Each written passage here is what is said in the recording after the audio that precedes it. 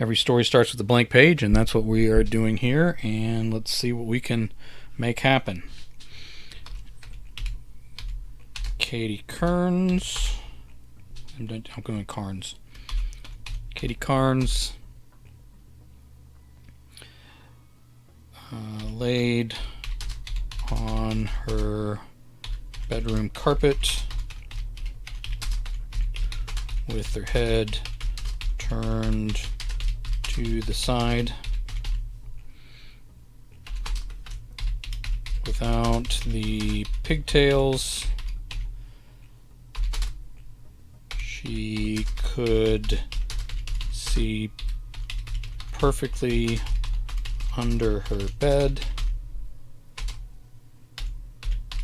where the unnatural light poured up and out of the portal that had opened under there.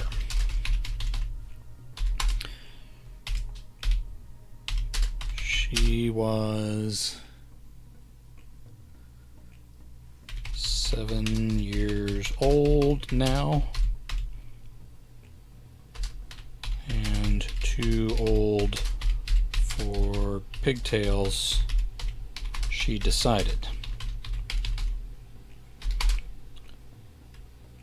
Flat on the floor, she could also see. Flat on the floor, she could also see that her room needed vacuuming.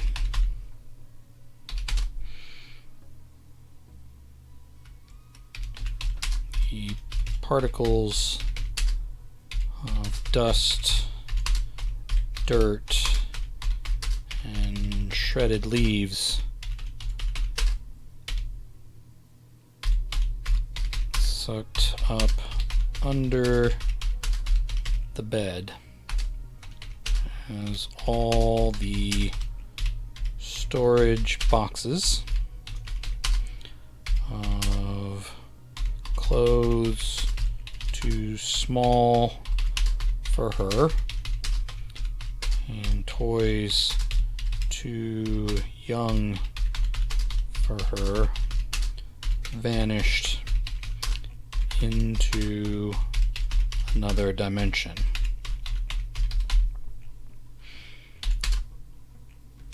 This was the cleanest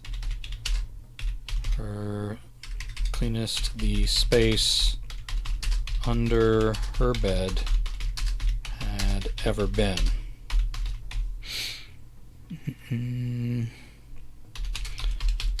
But something else was coming out of the portal.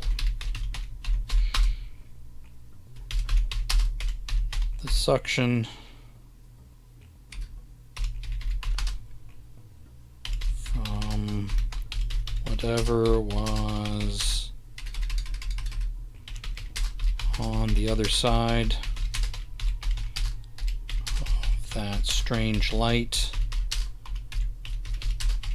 was not enough to clean her entire floor. That was probably good because she didn't want her entire bed to disappear. The light pink comforter had slipped a little, but didn't fall into the portal. She wanted to reach out and flip it up safely onto her bed, but she was afraid to get that close. As she waited for the things beyond the portal to arrive this time,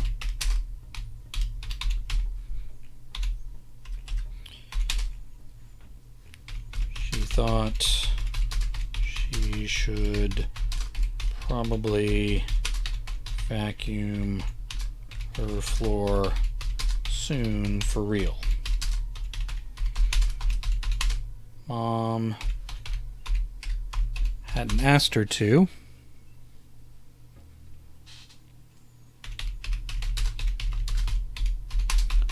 but she was busy with Katie's sister Steph,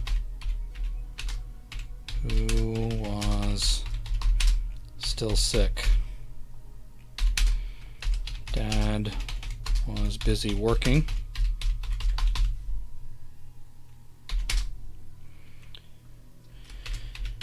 She'd have to pick a moment when the noise wouldn't disturb Steph's rest.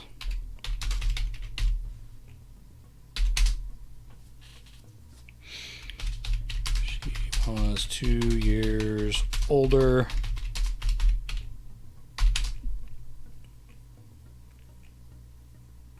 than Katie.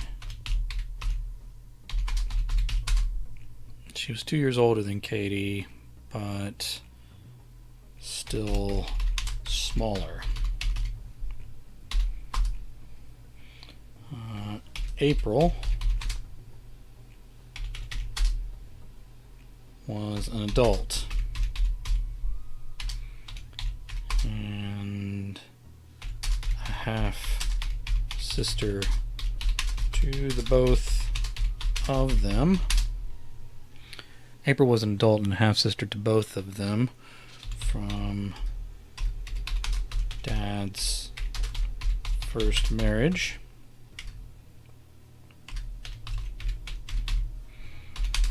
She had already moved out of the house and married Donnie. Katie could call April. She was allowed. She'd almost done it 3 times since the portal started.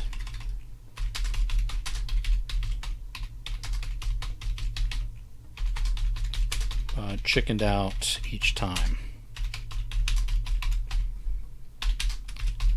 How did you even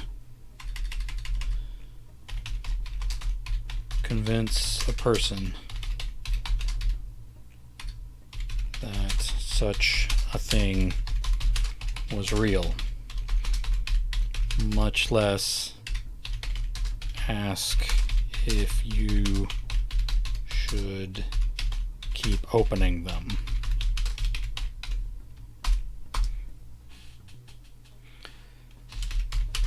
The items lifted out of the portal as if levitating from the floor itself, and then the light vanished with a pop.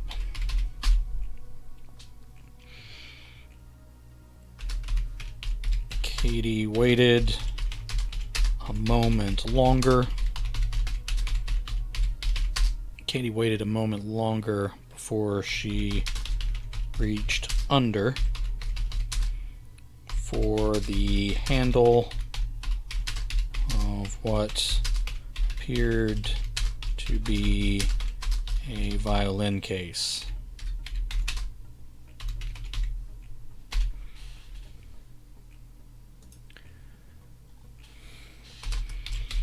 It had never happened before, but she feared the portal might be trying to trick her. She pulled the case out without the trans-dimensional passage opening again. Alright, let's see if it's going to allow me to spell this. Oh, we need to make it 2 words. Alright, if you say so, computer. She pulled the case out without the trans-dimensional passage opening again. It had 2 clasps that were worn away and chipped.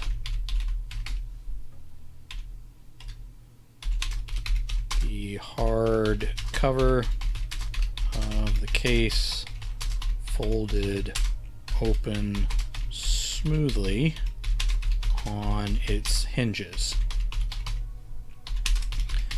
The inside was lined with thick, bright red felt.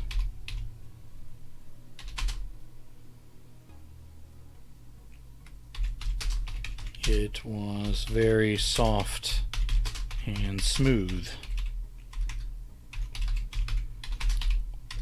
almost like fur. And it supported a very dangerous looking weapon.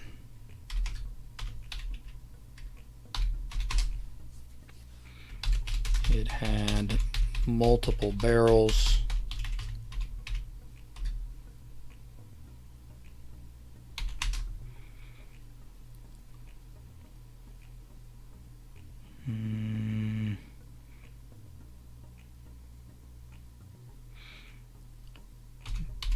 Blades snapped on at various spots,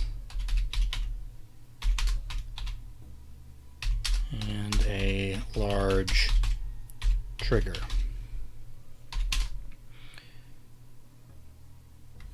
She snapped the violin case back closed and slid it under her bed again. What was she ever going to do with that?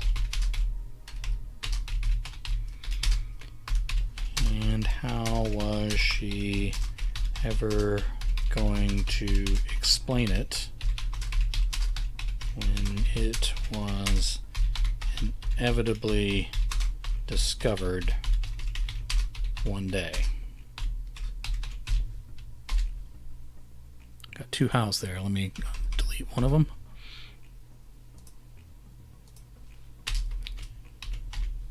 She'd need to throw the whole thing away at some point, but carrying it even that far felt dangerous.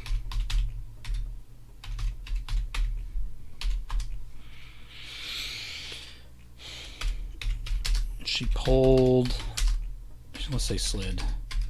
She slid out a leather suitcase that barely fit in the space under the bed.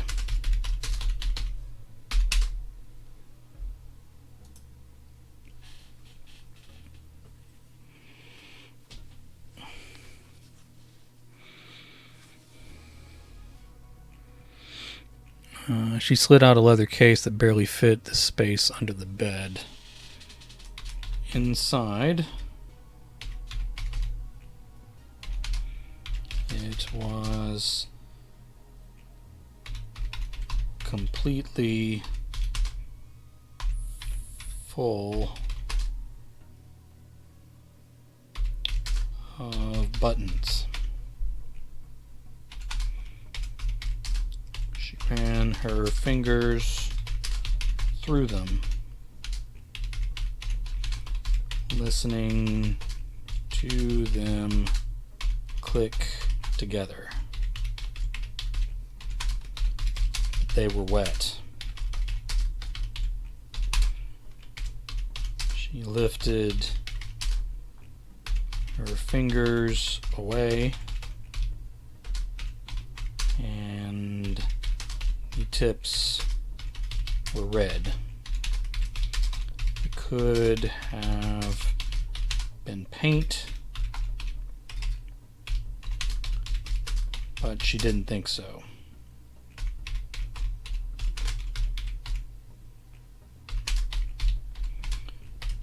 She wiped her hand off on her carpet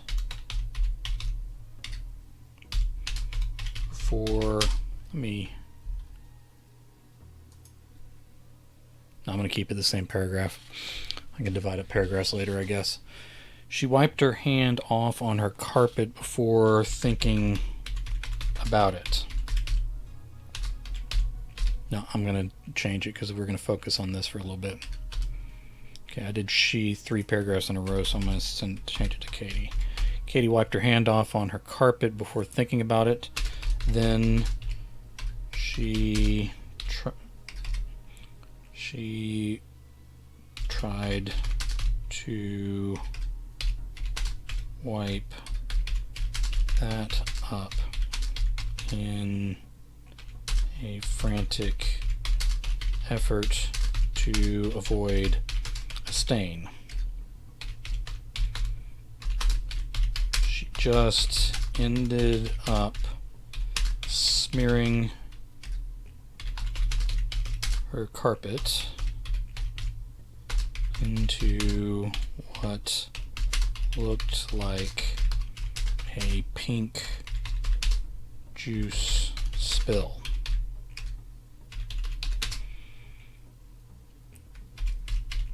Probably less trouble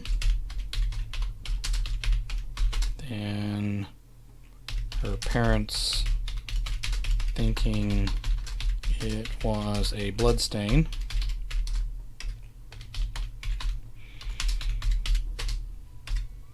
But still trouble she didn't want.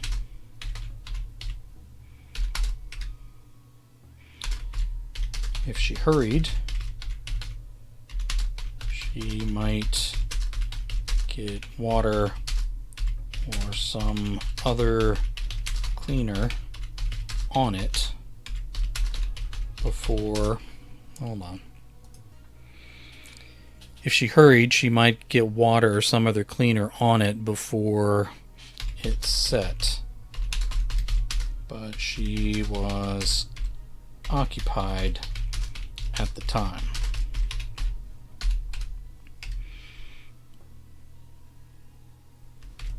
She closed the suitcase of bloody buttons and shoved it back under her bed. I need to describe the buttons more, but I'll probably do that during the edit process. All right, let's get one more thing out of here.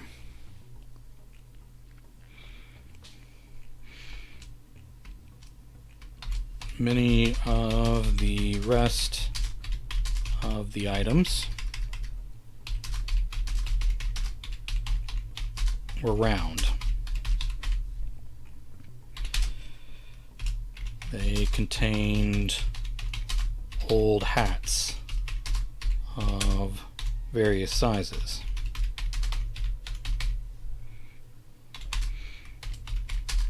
She didn't wear any of them.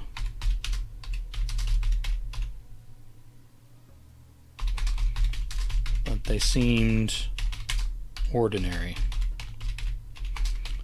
Some smelled of mothballs. Others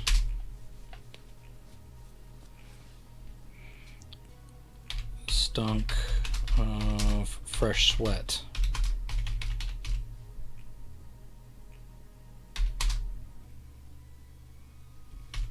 Each went back under the bed after inspection. Let's say none had blood on them because we mentioned the buttons. None had blood on them. There we go. Each went back under the bed after inspection. Okay. The final item was a jar. It was bigger than the Karma Cup and had a lid with a rubber edging and a fold down wire latch. She barely reached it with her fingertips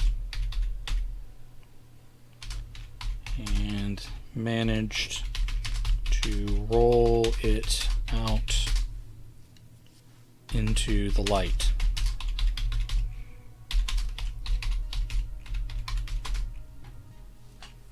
Something wobbled and bounced inside on the way.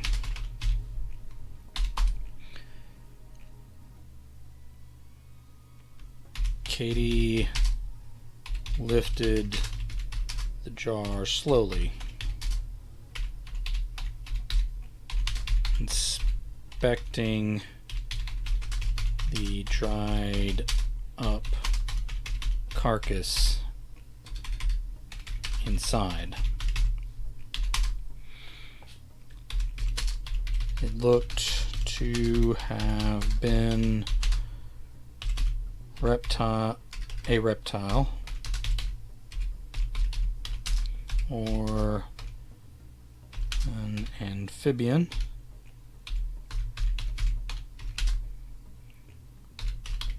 Before it dried up and shriveled in death.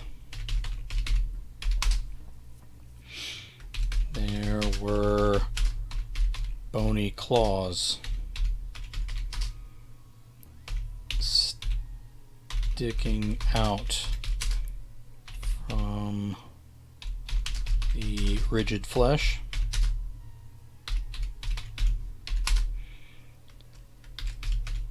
Its eyes were solid black and empty.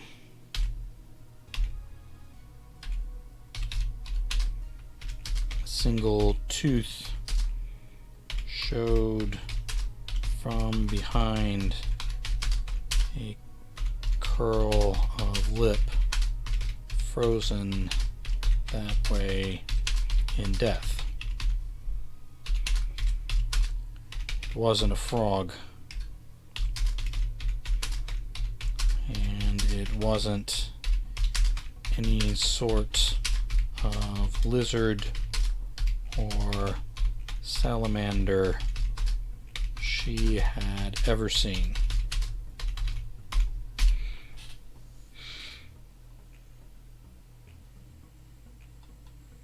Alright, what do we got here? Fanfictioneer guy enters the chat. Boom and crash before sliding to a stop. Oh, there you go. Welcome, welcome. All right. It wasn't a frog, let's say.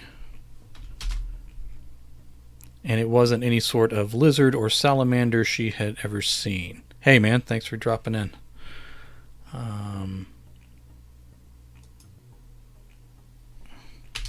Nothing native to where she lived.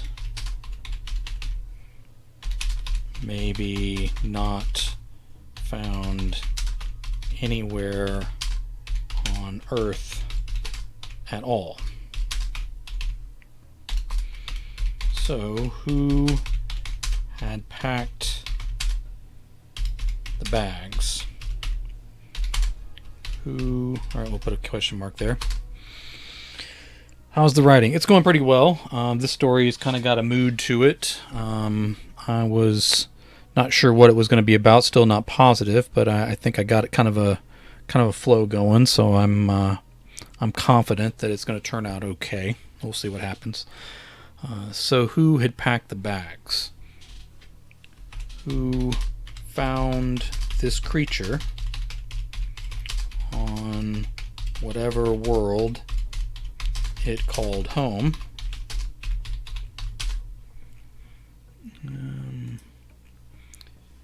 And closed it in... Thank you for the follow too, by the way. I appreciate that.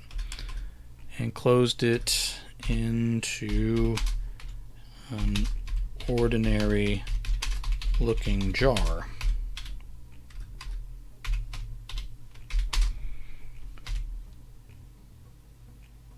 Where did the weapon come from?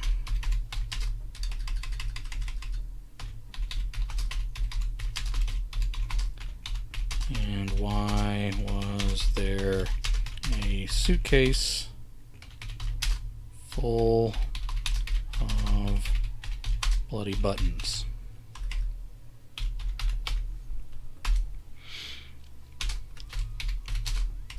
Did those people or things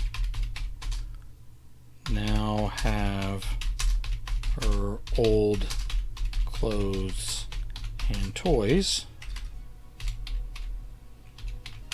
that used to be under her bed?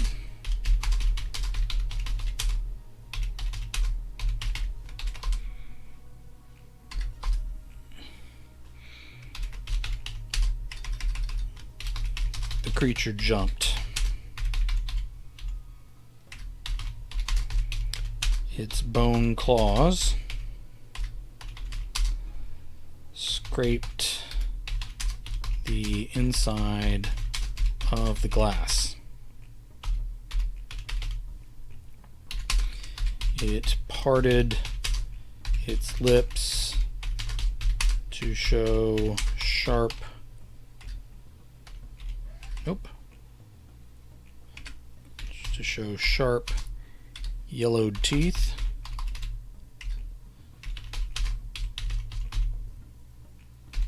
And tore the dry flesh around its mouth in the process. Alright. Have you tried justifying your paragraphs? You can get an even line on both sides with it being justified, like I've done in my project. I don't do that. Typically, the places I submit work don't usually call for justified. They want it. They want just regular paragraphs. I guess it's called left justified, right? Left aligned, yeah. So I just do that because that tends to be where the style that a lot of publishers I submit to want. Alright. It parted its lips to show sharp yellowed teeth and tore the dry flesh around its mouth in the process.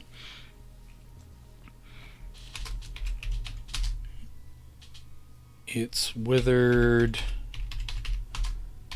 leg muscles, tightened again, and it smacked hard against the inside of the lid.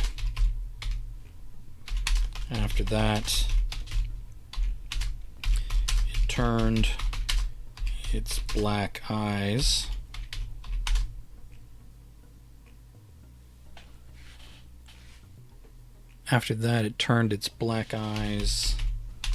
on her and hissed. She let out a squeak and dropped the jar on the carpet.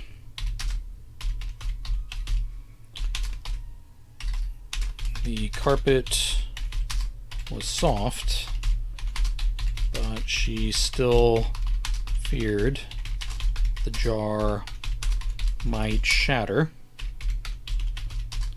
and let this horrible thing out into the room with her. My writing OCD won't let me write a paragraph with... Oh, there you go. Do what makes you happy there. The carpet was soft, but she still feared the jar might shatter and let this horrible thing out into her room with her. It rolled almost to the bottom edge of her bed.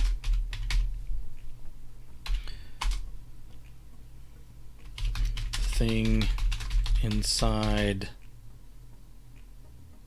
crawled toward the lid with slow, jerky movements.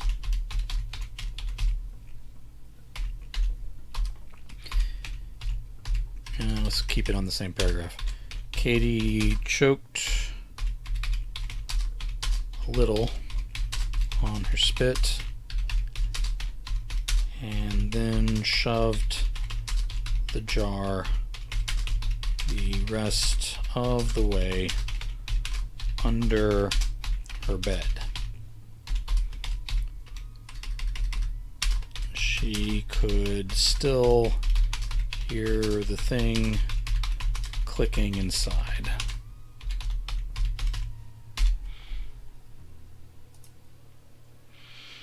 All right. She could still hear the thing clicking inside. There was definitely going to be a secret trip to the trash, say to the outside trash, soon. Maybe even a drop-off in the neighbor's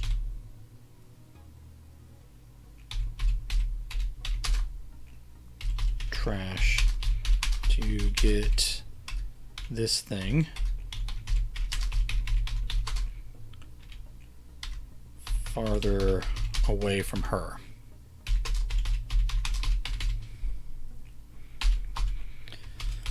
Still no answers.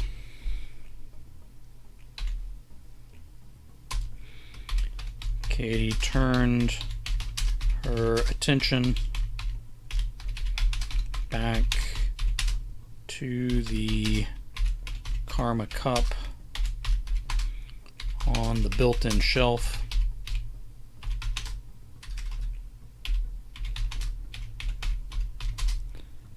Near her bedroom door. Say her closed bedroom door.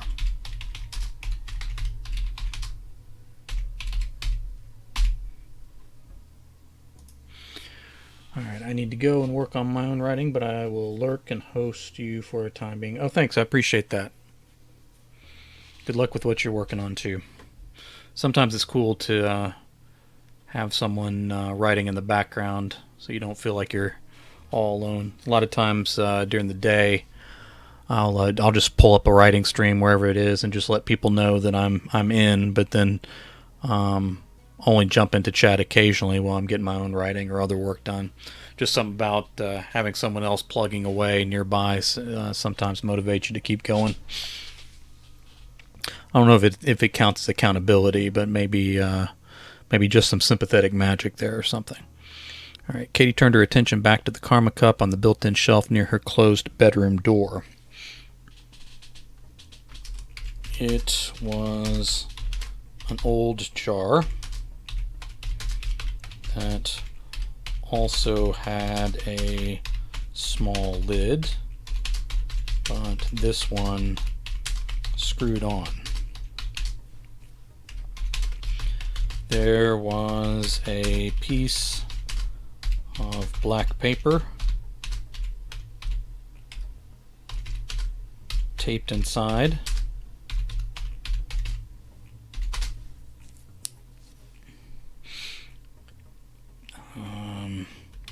It had the title Karma Cup. It had the title Karma Cup written in a sort of white grease that looked like chalk from a distance.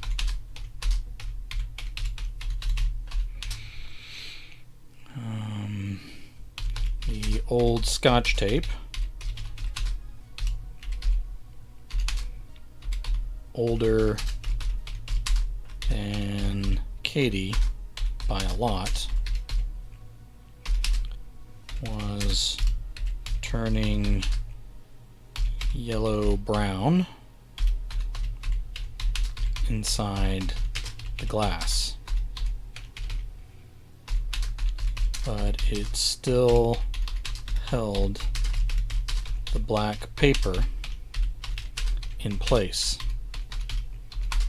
And despite its age, the black paper had not faded at all. This led Katie to believe that the jar really was magic. That and the portals it opened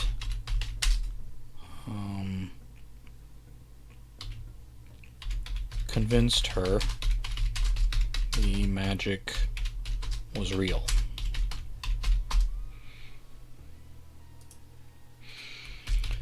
The coins she had used so far were gathered at the bottom.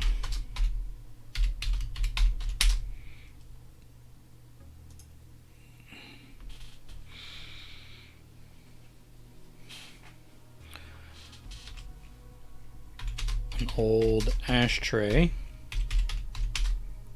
next to the Karma Cup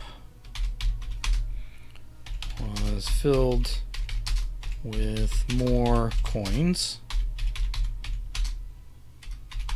waiting for the next experiment.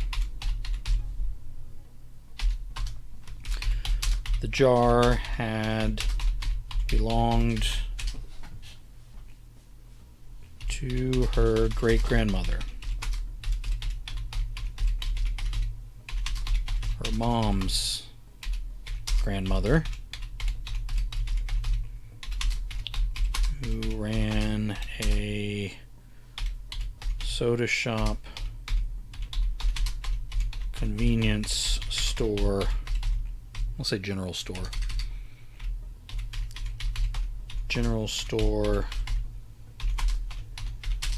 and laundry all in one. the woman had even done some sewing and woodwork on the side with her first husband.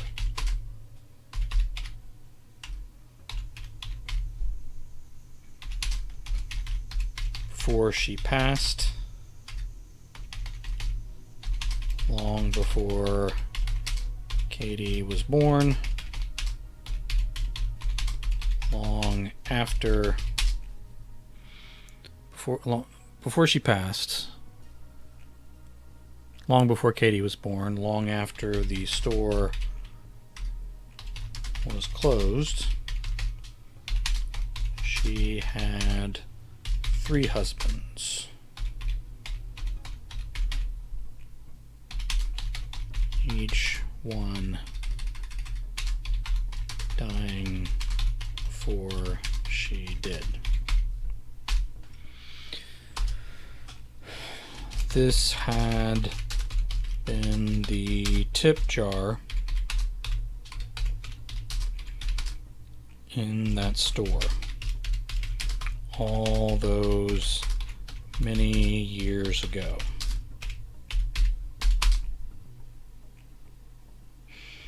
Mom had explained the idea of karma as best she could.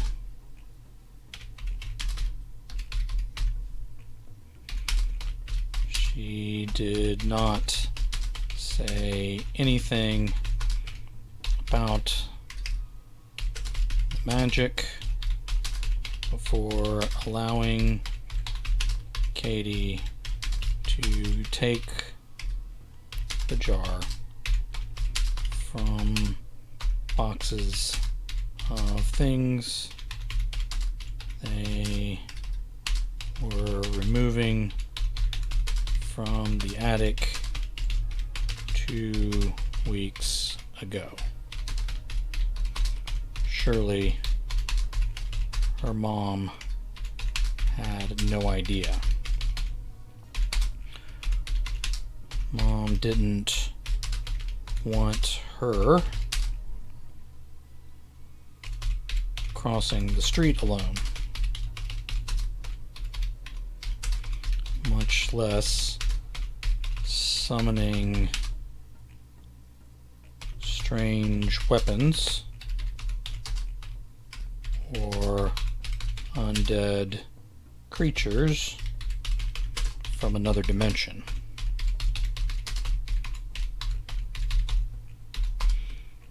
Had her great grandmother known about the magic?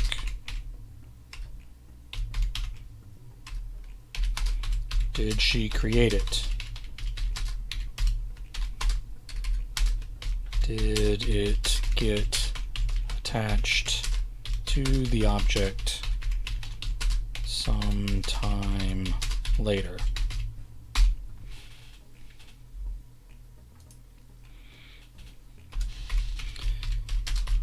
Katie thought about calling April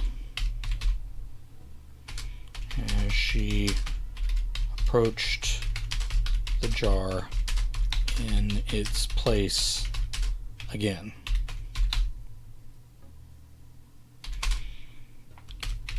She considered talking to Donnie instead. He was very cool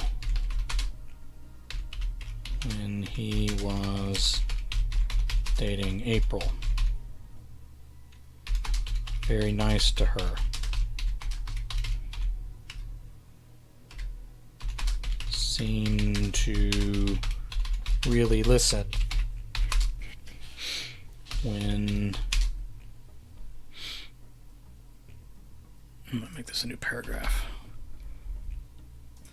She considered talking to Donnie instead. He was very cool when he was dating April, very nice to her, seemed to really listen when others could care less. Dad didn't like him at first, but he was like that.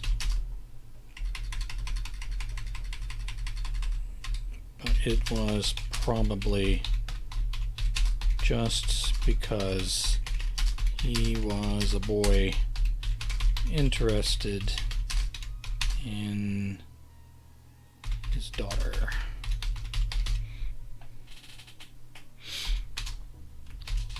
Donnie might listen, at least, even if he had trouble believing.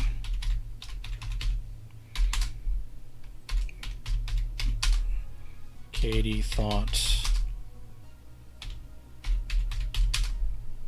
about talking to Donnie as she lifted a blackened penny from the change in the ashtray.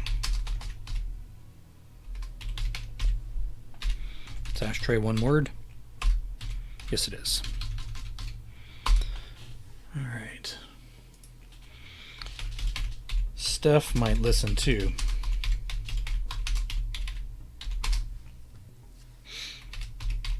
She didn't feel good, of course, and didn't like being bothered.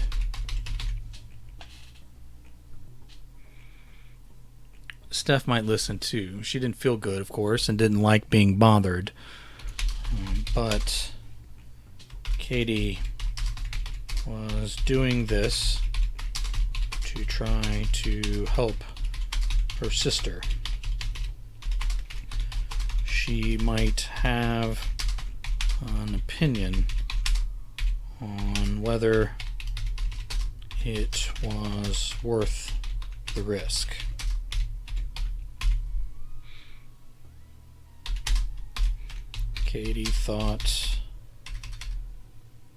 Katie debated talking to Steph as she slowly unscrewed the lid.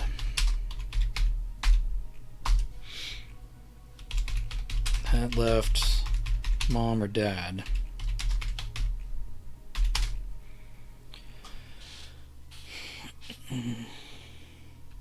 kids were supposed to tell about dangerous things to their parents,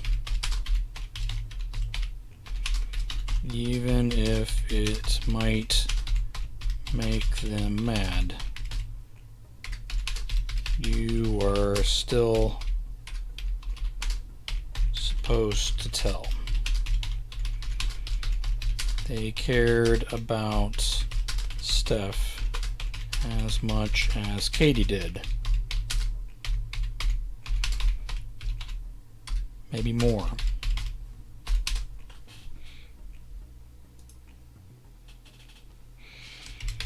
They might understand the risk better, especially if Katie could show them the magic.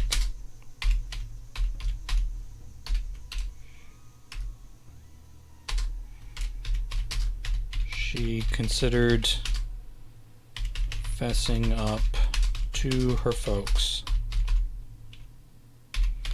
as she dropped the penny into the karma cup and screwed the lid back on as it finished clattering inside. Katie stepped back quickly and waited.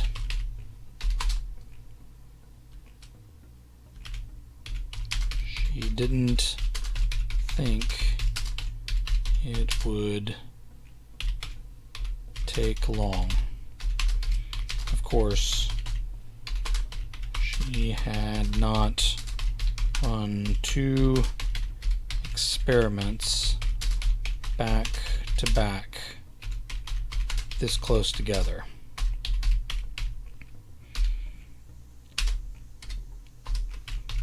She swallowed twice and then spoke out loud to her empty room in a shaky voice. I want something that will make my sister better.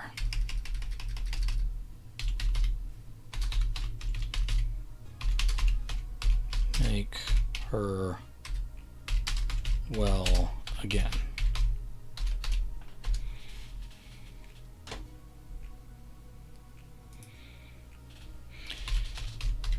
Katie wasn't sure.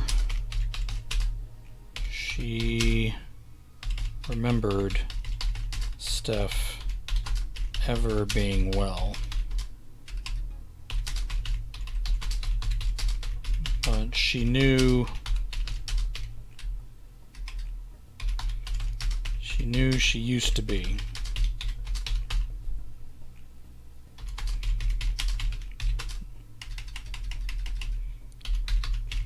Like she knew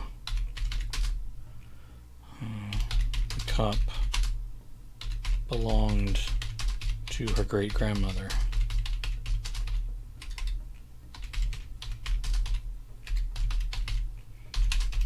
Like she knew April and Donnie had messed around before they got married.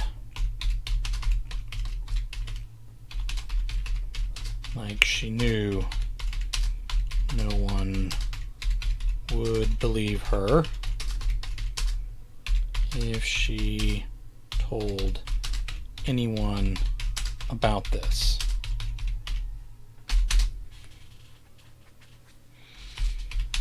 To a lesser degree,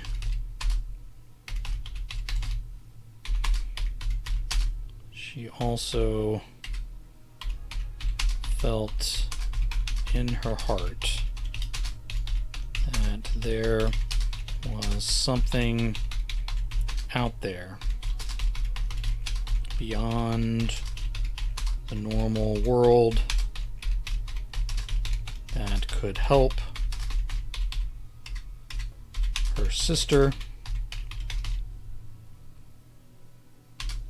and this was her only way to reach those other places. Now she just had to keep trying until the karma cup opened a portal that really helped. The next portal started as a pinpoint of light in the corner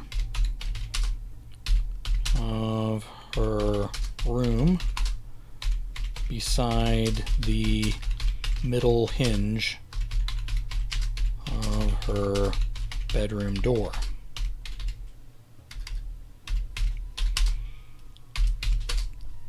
It expanded from there, and the strange light started to swirl and to suck. It messed up and pulled loose and pulled at a loose strand of her hair with its inward moving breeze.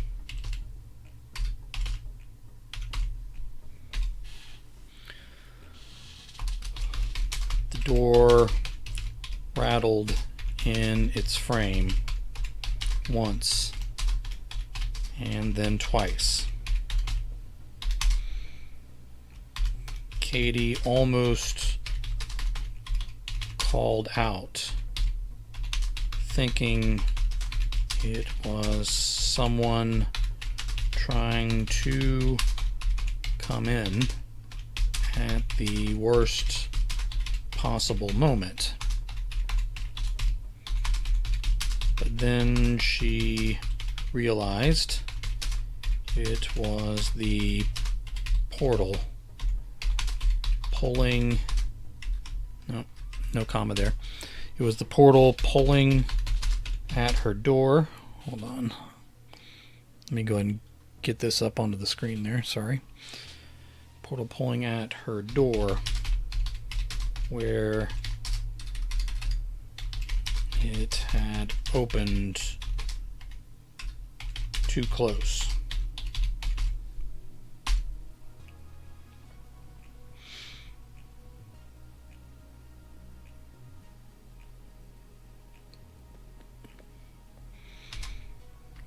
One more rattle, and then the door popped its latch and swung open, concealing the portal's light behind it.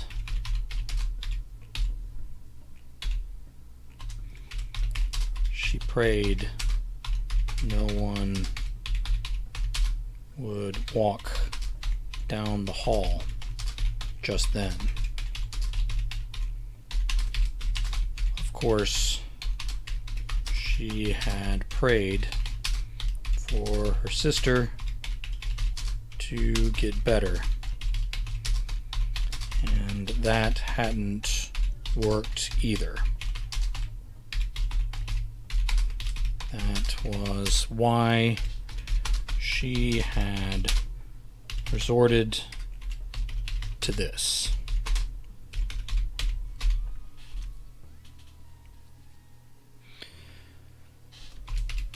Nothing went into the portal yet,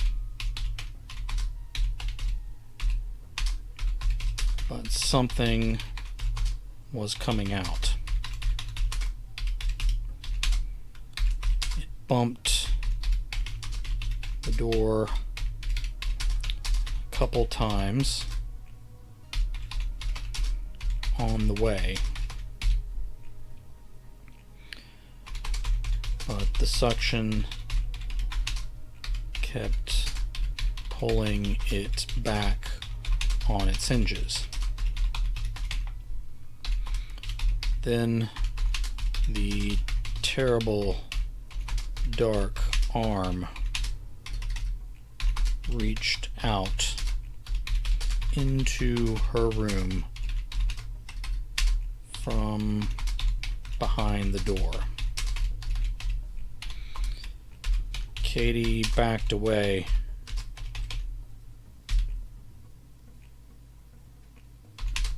until the edge of her bed knocked her knees out from under her.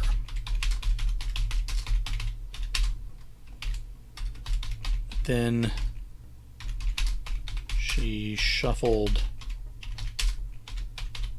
backward to the farthest corner and clutched her pink pillow in front of her.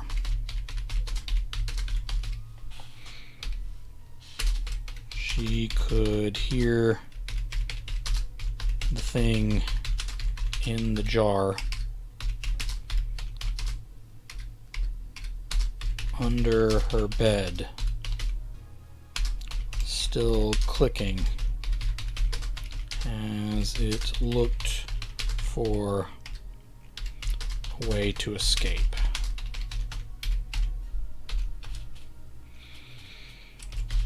The black arm looked almost burnt, with the flesh puckered up and bulging in different places.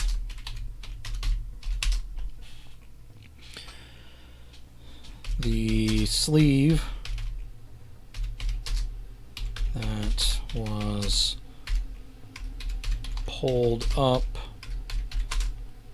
almost to the elbow looked like a pinstriped suit jacket that had been resting in a closet for 100 years, maybe.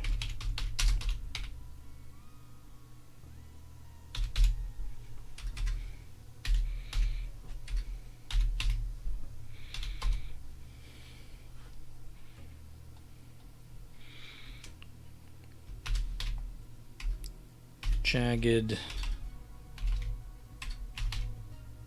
broken, discolored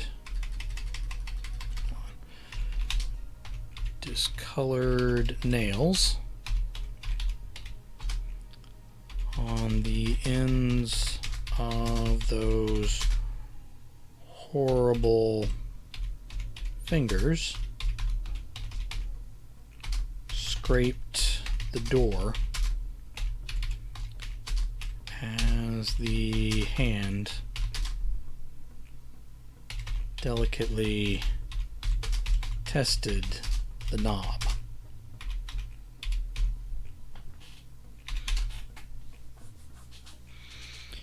Katie thought at first it was trying to turn it.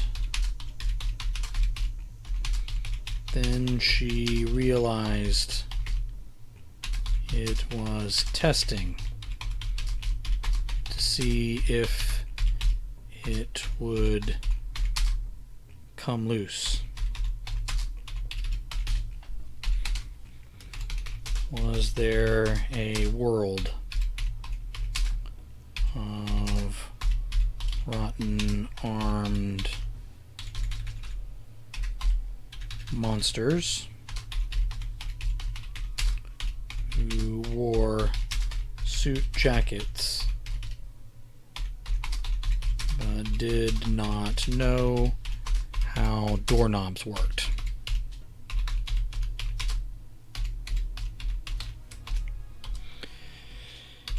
It reached for the shelf next.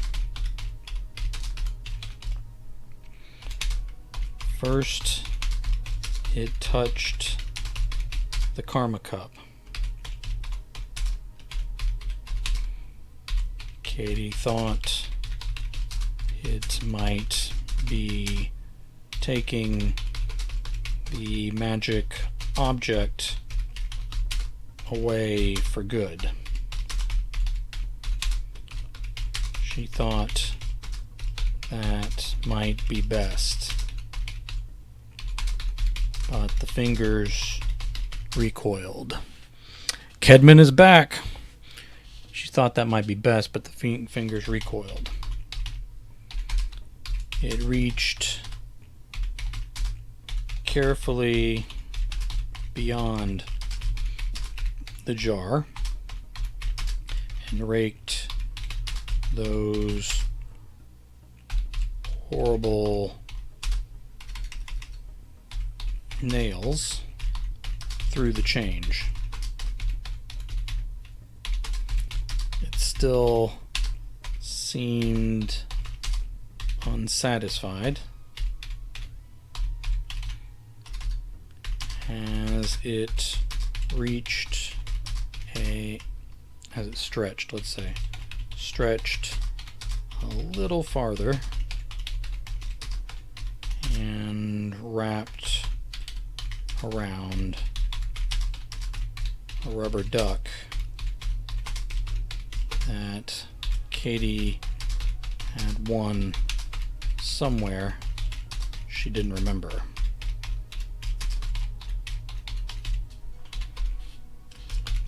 The duck squeaked, and the arm froze in place.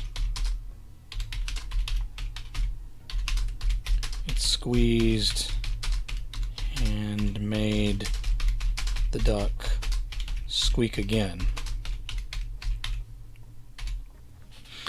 Started to listen to audiobooks from Diana Gabaldon's books. Interesting. I haven't done a lot of audiobooks lately. I used to do them a lot more. The duck squeaked and the arm froze in place. It squeezed and made the duck squeak again. Then the arm rushed out of sight.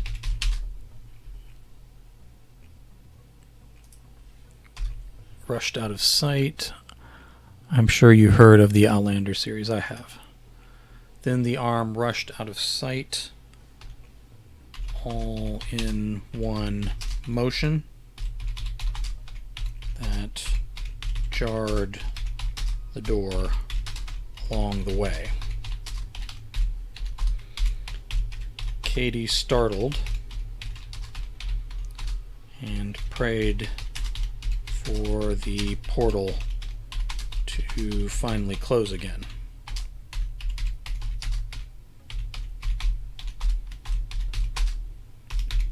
But the arm emerged again.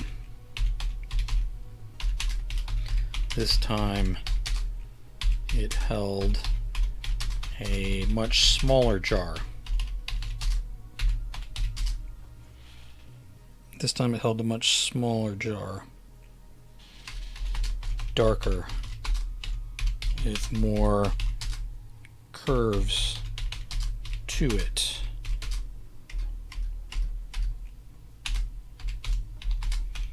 And a glass stopper instead of a lid.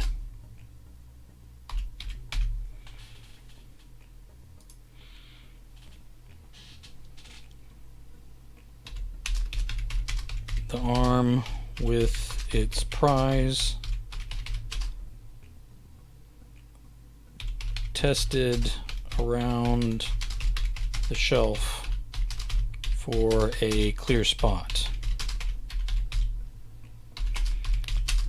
It knocked over one of her wild-haired troll dolls.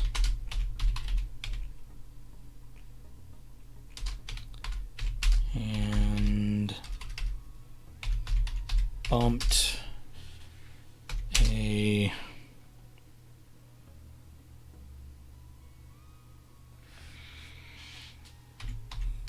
small trophy onto the floor with a thunk.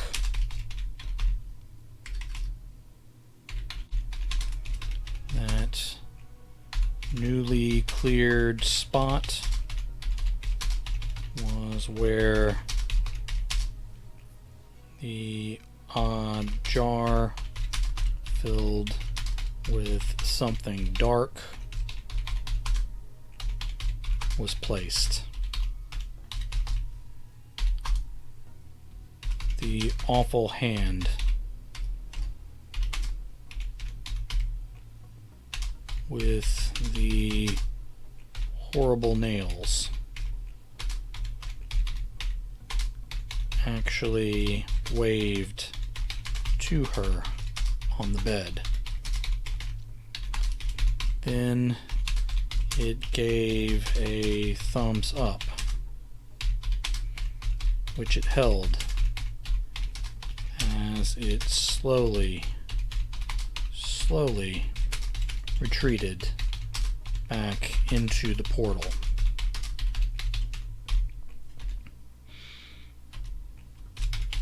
Portal lasted a few more seconds,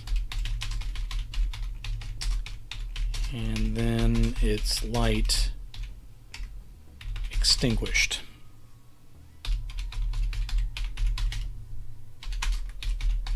The room fell silent, and the door swung out a few inches,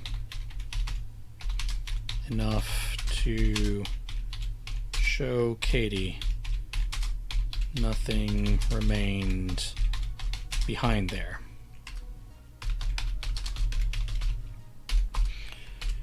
She sat holding her pillow for a long time. It was finally the clicking from under the bed that convinced her to get up and move.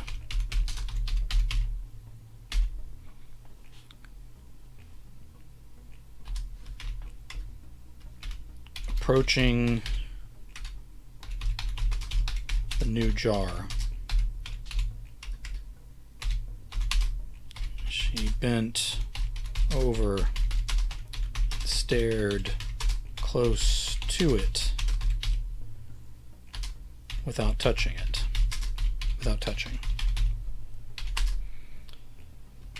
She glanced behind the door. Alright, let me fix that typo real quick. She glanced behind the door.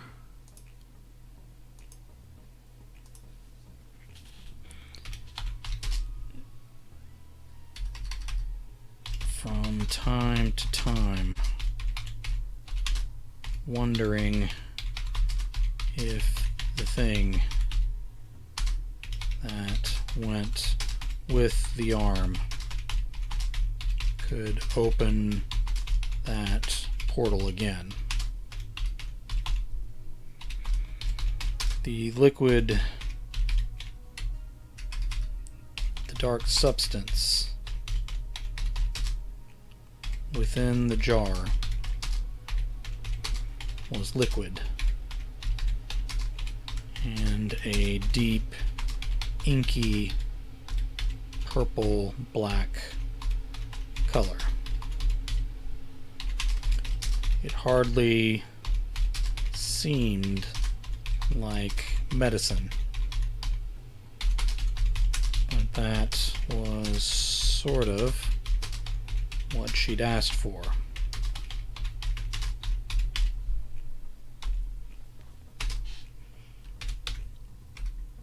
She finally picked up the jar, but did not dare open it. What now? Give it to Steph, ask her about it,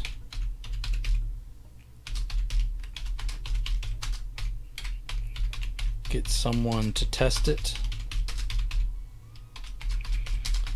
It wasn't like she knew anyone with a lab.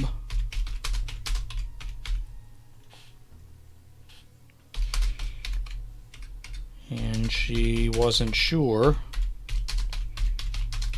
that a magic cure would show up in any scientific test. Katie took a deep breath and prayed for her sister's safety as she took the jar up the hall toward her sister's room.